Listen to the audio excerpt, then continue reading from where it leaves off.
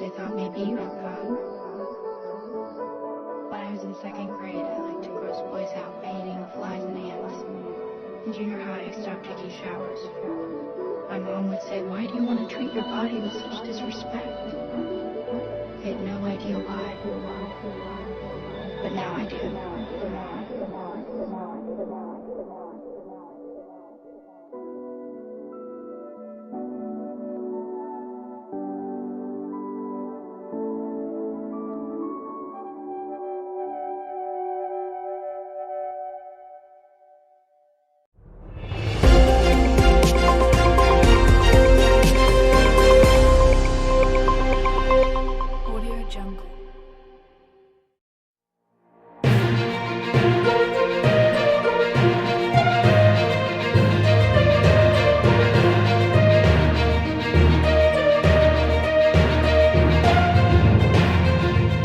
Selamat siang buat kita semua. Kami dari kelompok 7 akan menginformasikan sebuah berita pada hari ini. Berikut video penjelasan tentang apa itu bullying dari teman sebayanya atau teman sekelasnya. Dia bernama Elva Lestaria, berusia 16 tahun yang merupakan siswa SMA Negeri 1 Bangkinang, Kampar, Riau. Diduga bunuh diri karena mendapatkan tekanan fisik, ocehan, atau biasa dikatakan bully oleh sesama teman sekelasnya. Kami mendapatkan informasi dari keluarga korban, yaitu Bapak Juliardi pada Senin 1 Agustus 2017. Juliardi menjelaskan bahwa korban sering mendapatkan tekanan mental seperti diejek-ejek dan Elva diejek anak orang gila, hingga dia tidak tahan lagi dengan tekanan yang dialami, sehingga korban melakukan aksinya pada Minggu 30 Juli.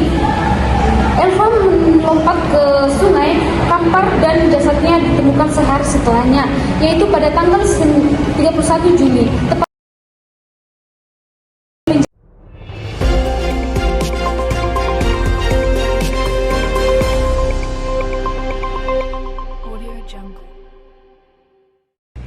Apa itu bullying? Bullying adalah perilaku agresif yang dilakukan secara berulang-ulang oleh seseorang atau kelompok terhadap orang lain yang lebih lemah. Perilaku ini bertujuan untuk mengimitasi penyakit atau mengendalikan korban. Bullying dapat terjadi dalam berbagai bentuk seperti yang pertama itu verbal, menyendiri, mengejek, menghina, mengancam, menyebarkan gosip, atau mengucilkan korban. Yang kedua itu ada fisik, menyerang secara fisik, mendorong, menendang, memukul, atau merusak barang milik korban. Yang ketiga itu ada psikologis, mengendalikan, memanipulasi, atau mengancam atau menyakiti korban secara emosional. Yang keempat yaitu cyber, melakukan pelecehan melalui media sosial, pesan teks, email, atau platform online lainnya.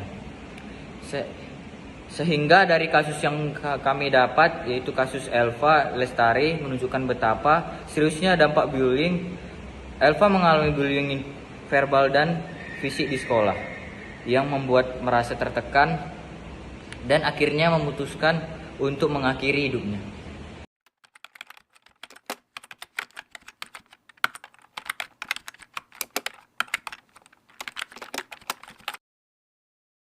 Baik, saya akan menyampaikan bagaimana solusi dan penanganan kasus bullying dari perspektif psikolog. Yang pertama, memahami dampak psikologis. Bullying dapat menyebabkan berbagai dampak psikologis yang serius, seperti kecemasan, depresi, gangguan stres pasca trauma, dan bahkan keinginan untuk bunuh diri. Kemudian yang kedua, konseling dan dukungan. Konseling dan dukungan psikologis sangat penting bagi korban bullying untuk mengatasi trauma dan membangun kembali kepercayaan diri. Yang ketiga, intervensi untuk pelaku. Intervensi psikologis juga diperlukan untuk pelaku bullying. Terapi dapat membantu mereka memahami dampak negatif dari tindakan yang mereka lakukan.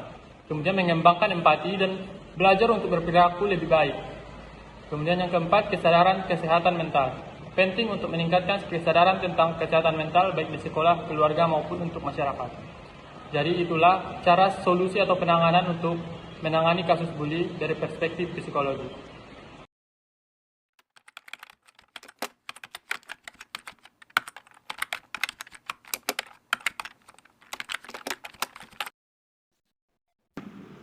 Solusi dari perspektif pendidik. Yang pertama, budaya sekolah inklusif. Ciptakan lingkungan sekolah yang aman dan inklusif, di mana semua siswa merasa dihargai dan diterima. Ajarkan nilai-nilai toleransi, empati, dan menghormati perbedaan. Yang kedua, ada edukasi dan pelatihan. Program edukasi tentang bullying sangat penting, baik untuk siswa, guru, maupun orang tua. Ajarkan siswa tentang apa itu bullying, dampak negatifnya, dan cara mengatasinya. Yang ketiga, ada peran guru. Guru harus peka terhadap perubahan perilaku siswanya, membangun komunikasi terbuka dengan siswa, dan proaktif dalam menangani kasus bullying. Yang keempat adalah kerjasama orang tua dan sekolah. Kerjasama yang erat antara orang tua dan sekolah sangat penting untuk mengatasi bullying secara efektif.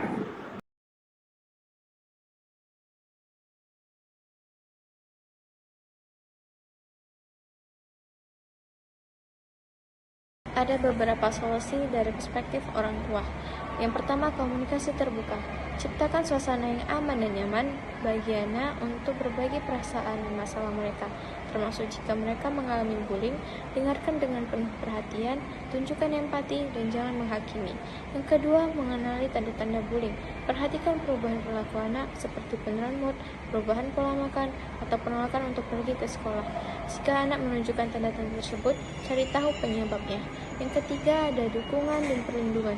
Berikan dukungan dan perlindungan penuh jika anak Anda mengalami bullying. Beritahu mereka bahwa Anda ada untuk mereka dan akan membantu mereka mengatasi masalah ini. Yang keempat, ada mendidik anak tentang bullying. Ajarkan mereka tentang apa itu bullying, dampak negatifnya, dan cara mengatasinya.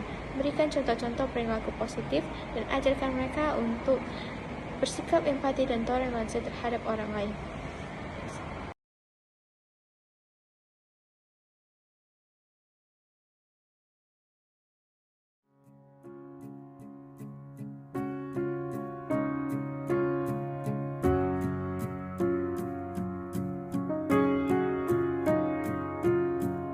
Crowded hallways are the loneliest places for outcasts and rebels, or anyone who just dares to be different.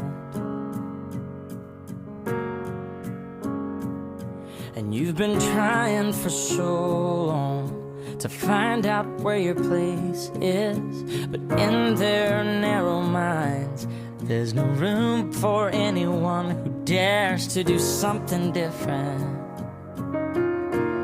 Oh, but listen for a minute. Trust the one who's been where you are, wishing all it was sticks and stones. Those words cut deep, but they don't mean you're all alone. And you're not invisible. Hear me out. There's so much more to life than what you're feeling now.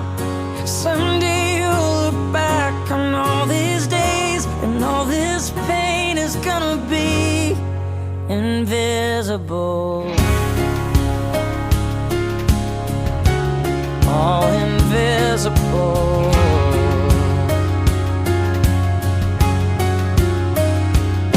So your confidence is quiet. To them quiet looks like weakness, but you don't have to fight it, 'cause you're strong enough to win without a war. Every heart has a rhythm. Let yours beat out so loudly that everyone can hear it. Yeah, I promise you don't need to hide it anymore. Oh, and never be afraid of doing something different. You dare to be something more. Just the one who's been where you are, wishing all it was sticks and stones. Yeah, the words cut deep, but they don't mean you're all alone. And you're not invisible. Hear me out. There's so much more to this life than what you're feeling now. And someday